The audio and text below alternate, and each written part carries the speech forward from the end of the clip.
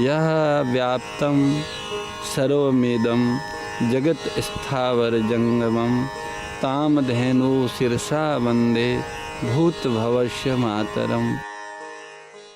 यहाँ अपी पद का तात्पर्य है, अब यहाँ लक्ष्य की बात की है कि अंत काल में अनेक तरह की पीड़ा हैं, तो भगवान की स्मृति कैसे जगेगी। तो स्मृति जगने के 2-3 कारण यहाँ आए सामने कि भाई यहाँ तो उसने पहले से अभ्यास किया है तो स्मृति जग जाएगी अपने लक्ष्य की, और अभ्यास नहीं किया है तो पहले इस जन्म में नहीं किसी जन्म में भी उसने साधन किया है तो उसकी थोड़ी भी अगर भगवत प्रीति अर्थ, भगवत समर्पित, भगवत अर्थ अथवा निष्काम कर्म से थोड़ी सी भी उसके चित्त में समता आई है तो वो समता कभी नष्ट नहीं होती, किसी काल में उदय हो जाती है।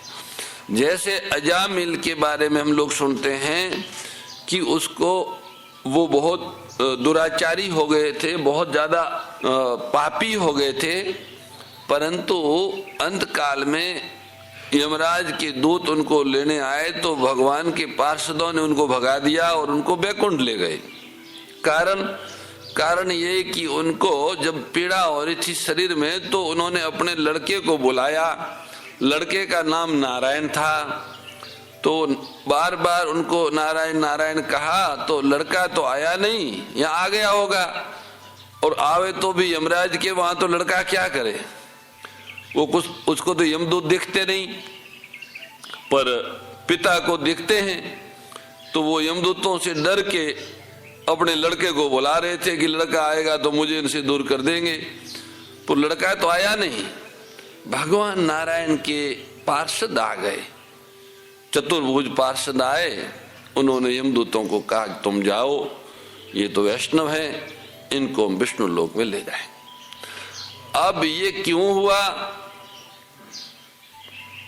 क्योंकि वह अजामिल के पूर्व चरित्र के बारे में जो बात आती है वो ये आती है कि वो ऊंच कोटि का साधक था, विप्र कुल में उसका जन्म हुआ था, संयम और सदाचार पूर्वक वो अपने वर्णाश्रम धर्म का पालन करता था, परंतु उसे दुर्भाग्य से कुसंग की प्राप्ति हो गई। कुसंग के दुष्परिणाम से वो दुष्प्रवृत्तियों में लग गया, और अब लड़के का नाम नारायण है इसलिए उसने नारायण कहा, अथवा परमात्मा नारायण को उन्होंने नारायण कहा, ये तो वो अजामिल जाने और किसी को पता नहीं है।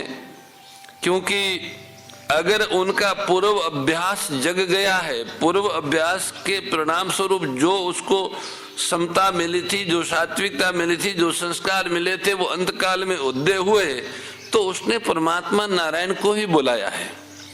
और थोड़ी देर के लिए मान भी ले कि लड़के का नाम नारायण था तो नारायण बुलाए, तो भगवान तो भाई बेसमझ है नहीं कि लड़के को बुला रहे मुझे बुला रहे, भगवान को पता नहीं क्या?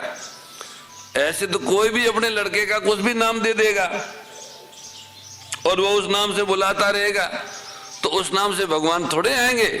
हजारों हजारों लोगों ने राम नाम दे रखे, कृष्ण नाम दे रखे, नारायण नाम दे रखे, माधव नाम दे रखे, उनके बुलाने से भगवान नहीं आए। वास्तव में उसने भगवान को ही बुलाया था, उनकी भगवत स्मृति जग गई थी।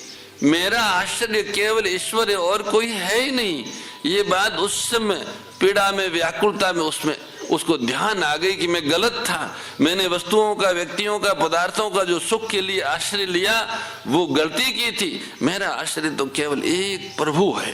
ये स्मृति जगी, हे नारायण, हे नारायण, नारायण आ गए और ये मुक्ति हो गई, ये बात है। तो यहाँ अपी पद भगवान ने इसमें कहा है कि अंत काल से पहले जीवित अवस्था में ये स्थिति प्राप्त कर ले तो ये जीवन मुक्त हो जाता है, परंतु अगर अंतकाल में भी ये स्थिति हो जाए, निर्मम निरंकार हो जाए, तो वह भी मुक्त हो जाता है। इसका तात्पर्य है कि यह स्थिति तत्काल हो जाती, इसके लिए कोई दूरी, देश काल आदि की दूरी नहीं है।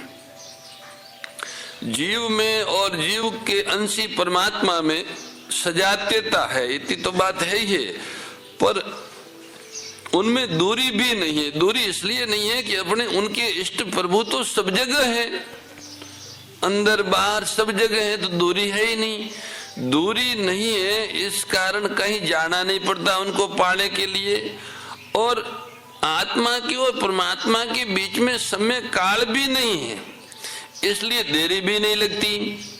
इस कारण भगवान ने कहा अंत काल में ये स्थिति बिना देरी किए उसको प्राप्त हो सकती है, तत्काल प्राप्त होने की स्थिति है। इस स्थिति के लिए अभ्यास करने, ध्यान करने, समाधि लगाने की कोई आवश्यकता नहीं है, वो तो पहले से हैं, जागृत होती है। भगवान ने यहाँ कर्मयोग के प्रकरण में ब्रह्म निर्वाणम पद दिया है। इसका तात्पर्य कि जैसे सांख्य योग को निर्वाण ब्रह्म की, सांख्य योगी को निर्वाण ब्रह्म की प्राप्ति होती है, ऐसे ही कर्मयोगी को भी निर्वाण ब्रह्म की प्राप्ति होती है। इसी बात को 5वें अध्याय के 5वें श्लोक में कहा है कि सांख्य योगी द्वारा जो स्थान प्राप्त किया जाता है वही स्थान कर्म योगी द्वारा भी प्राप्त किया जा सकता है। जड़ और चेतन ये दो पदार्थ है। प्राणी मात्र का स्वरूप चेतन है, पर उसने जड़ का संग किया हुआ है। जड़ तरफ आकर्षण होना पतन की तरफ जाना है, और चिन्मय तत्व की तरफ आकर्षण होना उत्थान की तरफ जाना है। संसार की ओर खिंचाव माने पतन, परमात्मा की ओर खिंचाव माने उत्थान। तो जड़ की तरफ जाने में, संसार की तरफ जाने में मोह की मुख्यता है, और परमात्मा की तरफ जाने में विवेक की मुख्यता है। समझने की दृष्टि से मोह और विवेक के दो विभाग कर सकते हैं। अहमता ममता युक्त मोह एवं कामना युक्त मोह, सत असत का विवेक एवं कर्तव्य अकर्तव्य का विवेक। प्राप्त वस्तु शरीर आदि में अहमता ममता करना, यह अहमता ममता युक्त मोह है। इस शरीर में हूँ और शरीर संबंधी वस्तुओं मेरी है, ऐसी अहमता ममता करना, ये अहमता ममता युक्त मोह है। और जो अप्राप्त वस्तु घटना परिस्थिति आदि की कामना करना है कि ये मिले वो मिले, ऐसा हो वैसा हो, ये कामना युक्त मोह है। आत्मा अलग है और शरीर अलग है। आत्मा सत्य है, शरीर असत है।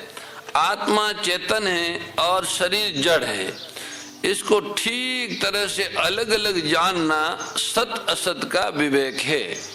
और कर्तव्य क्या है, अकर्तव्य क्या है, धर्म क्या है, अधर्म क्या है, इसको ठीक तरह से समझकर उसके अनुसार कर्तव्य करना और अकर्तव्य का त्याग करना, ये कर्तव्य अकर्तव्य का विवेक है।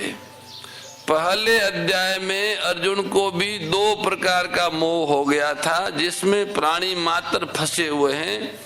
अहमता को लेकर हम दोषों को जानने वाले धर्मात्मा है, और ममता को लेकर ये कुटुंबी मर जाएंगे। ये अहमता ममता युक्त मोह हुआ।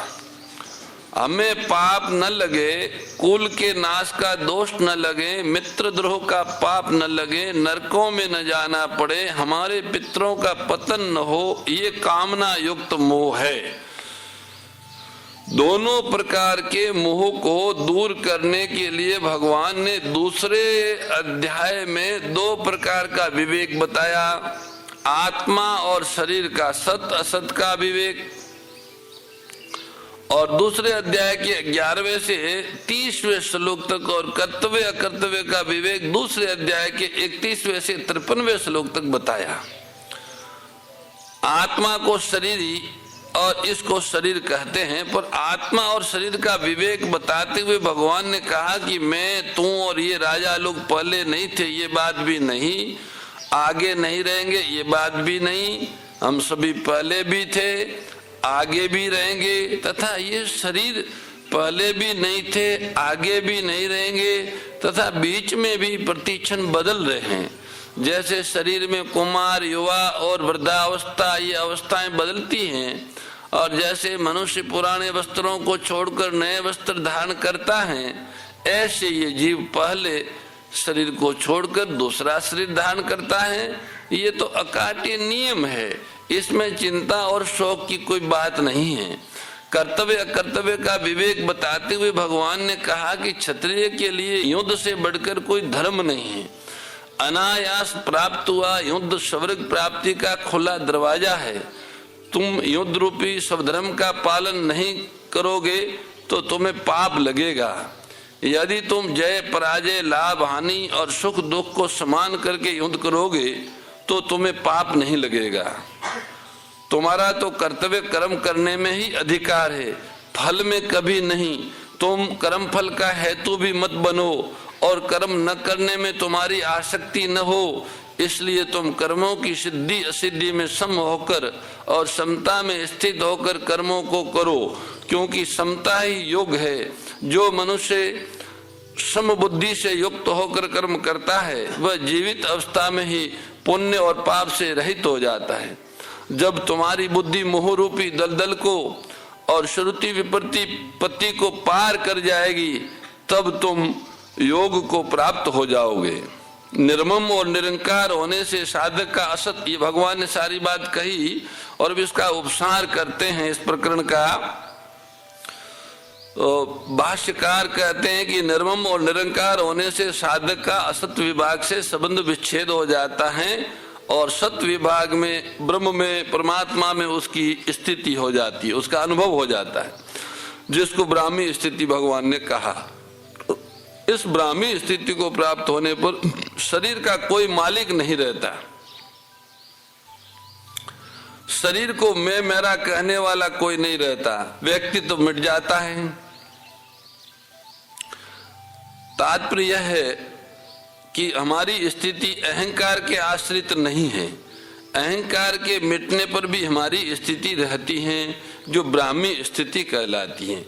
एक बार इस ब्राह्मी स्थिति का अनुभव होने पर फिर कभी मोह नहीं होता।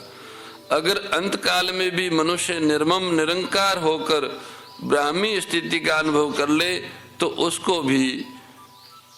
उसको भी निर्वाण ब्रह्म की प्राप्ति हो जाती है। निर्मम निरहंकार होने से ब्रह्म की प्राप्ति तत्व ज्ञान हो जाता है। फिर मनुष्य ममता रहित, कामना रहित, कर्तृत्व रहित हो जाता है। कारण कि जीव ने अहम के कारण ही जगत को धारण किया है। अहंकार विमूढ़ आत्मा कर्ता मिति मन्यते, जीव भूताम महाबाहो येदम धार्यते जगत। गीता के 3 अध्याय के 27वें श्लोक में भगवान ने अहंकार विमूढ़ आत्मा कर्ता मिति मन्यते कहा और 7वें अध्याय के 5वें श्लोक में 7वें अध्याय के 5वें श्लोक में जीव भूताम महाबाहो यदम धार्यते जगत ये कहा। वह अहम का त्याग कर दे तो फिर जगत नहीं रहेगा। ब्रह्म की प्राप्ति होने पर समग्र परमात्मा की प्राप्ति शब्द हो जाती, क्योंकि समग्र परमात्मा ब्रह्म की प्रतिष्ठा है। मेरा कुछ नहीं है, इसको स्वीकार करने से मनुष्य निर्मम हो जाता है। मेरे को कुछ नहीं चाहिए, इसको स्वीकार करने से मनुष्य निष्काम हो जाता है। मेरे को अपने लिए कुछ नहीं करना, इसको स्वीकार करने से मनुष्य निरंकार हो जाता है। मेरा कुछ नहीं है, मेरे को कुछ नहीं चाहिए और मेरे को अपने लिए कुछ नहीं करना है, ये 3 जो अनुभूतियां है ये केवल बातें कहने और सुनने से नहीं आती, कर्तव्य पालन करने से आती है। कर्तव्य का पालन करते हैं तो ये मेरा कुछ नहीं है, ये बात अच्छी तरह से समझ में आ जाती है। कर्तव्य पालन से चित्त शांत होता है, निर्मल होता है। निर्मल और शांत चित्त में विवेक की जागृति होती है। उसमें पता लगता है कि मेरा क्या क्या मेरा है, मेरा कुछ नहीं और मेरे को कुछ नहीं चाहिए। मेरे को अपने लिए कुछ नहीं करना। इसका मतलब यह है कि मुझे जो कुछ मिला है वह मेरा नहीं है, किसी और ने दिया है मुझे। मेरा कुछ नहीं है, इसमें ये भाव समाया हुआ है कि मुझे जो कुछ मिला है वो किसी से मिला है और मेरे को कुछ नहीं चाहिए। ये बात तब आती है जब हम अच्छी तरह से समझ लें कि मुझे जो कुछ मिला है वो मेरा नहीं है, मुझे औरों से मिला है और औरों से मिला है तो ये मिला हुआ सदा मेरे साथ रहेगा तो नहीं। मैं इससे कुछ चाहूंगा तो भी ये साथ तो रहेगा नहीं, इसलिए मेरी स्थायी जो चाह है वो इससे मिटेगी नहीं। मैं जो चाहता हूं उसकी पूर्ति इससे नहीं होगी, इसलिए वो कहते मेरे को कुछ नहीं चाहिए, मेरा कुछ नहीं है और इसमें से मेरे को कुछ नहीं, इसमें से और इससे प्राप्त करने योग्य उन सब में से मुझे कुछ नहीं चाहिए। और फिर कहते हैं मेरे को अपने लिए कुछ करना ही नहीं, मेरा कुछ है नहीं, मेरे को कुछ चाहिए नहीं और मेरे को अपने लिए कुछ करना ही नहीं। ये तीन बातें निश्चित हो जाती हैं, वास्तव में तभी कर्तव्य का पालन होता है। मोर मुकुट बंसी वाले की जय, गौ माता की जय। हे मेरे नाथ, आप अपनी सुधामयी सर्व समृद्ध पतित पावनी अहेतु की कृपा से मानव मात्र को विवेक का आदर तथा बल का सदुपयोग करने का सामर्थ्य प्रदान करें एवं हे करुणा सागर, आप अपनी अपार करुणा से शीघ्र ही राग द्वेष का नाश करें, जिससे सभी का जीवन सेवा, त्याग और प्रेम से परिपूर्ण हो जाए। ओम आनंद, ओम परमानंद, ओम सच्चिदानंद। नारायण नारायण नारायण। जय गो माता, जय गोपाल।